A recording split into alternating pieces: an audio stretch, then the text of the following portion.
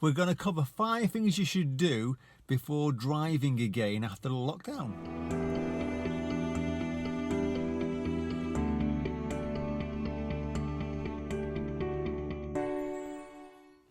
So before we get started, if you're new to my channel, click on that subscribe button, and if you like the videos and you want to donate to the channel, there's a link in the description for the coffee page. By all means, buy me a coffee and if it's appreciated. So the first thing we want to talk about is the tyres. Now the tyres, so you've got all 4 tyres plus your spare if you've got one. Make sure that they're actually inflated correctly. Don't just go around pressing and think, oh, that looks all right.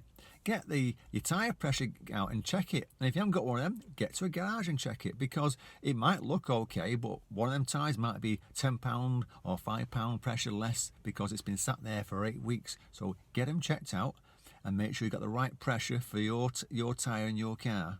Okay, and also remember to check the minimum, which is 1.6 millimeters tread depth. So if it's below that, you're going to don't even get pulled over. It's MOT failure at the same time. And make sure the sidewall of the tyres is not cracked or any bulges, because if it's been sat there for 8 weeks, you might have forgot what it's like. So check these things out, and hopefully everything will be fine for you. So the next one, number 2, is check your engine oil. Now, if your car's been sat for a while, it might be perfect, it might not be, but you don't know if you've not even been near it. There could be a little drip every hour, and if it's every hour for 8-9 weeks, it's a lot of oil that's been dripping out. So check your engine oil. If you've got a flat road, great, check it on the flat. Don't check it on the hill because it'll give you a false reading. But check your engine oil. If you've never done one, check an engine oil, then get someone to help you. But what you want to do is get yourself on the flat with the car, on the flat road, and then give it a minute or two to settle, and then check the dipstick, pull it out, wipe it, put it back in, and it's the minimum maximum on the dipstick. So you really want to get the engine oil towards the maximum. If it's towards the minimum, it's going to cause a problem where once it gets below the minimum, it's going to cause more wear on the engine. So get that engine oil checked, and if it is low, get it topped up before it causes a problem for your engine. Another one, number 3, is the water levels. So what I mean by that is you've got your engine coolants in the car. Now, it's been warm for the past 6 weeks, I reckon. It's been quite nice weather.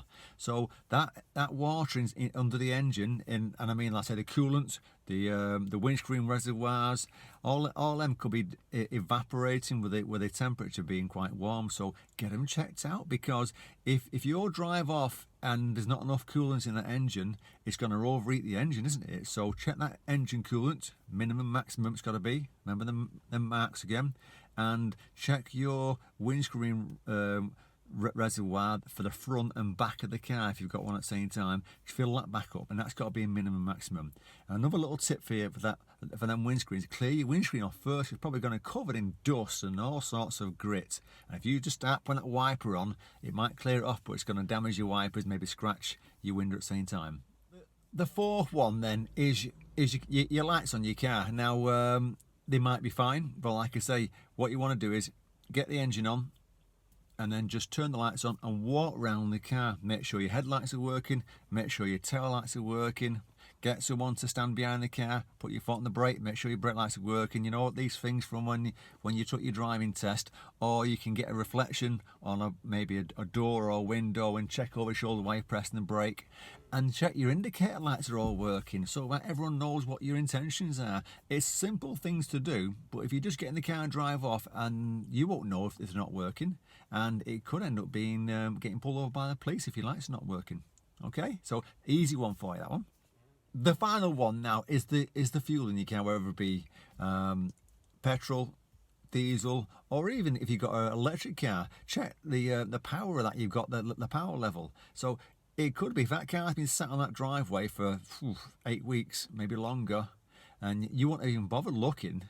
So you get in the car and drive off, and you might not even realise that on your last drive back home, it was actually the petrol light was on, or you're quite low, and you're thinking, oh God, I'm on the way to work now, I'm going to be late, I'll chance it, and you might not get there. So check your fuel, make sure you've got enough fuel. If you haven't, then put some time in and get that fuel filled up before you run out. If these videos, by the way, are helping you, and I hope they are, give them the thumbs up, and if you're new to my channel, click on that subscribe button.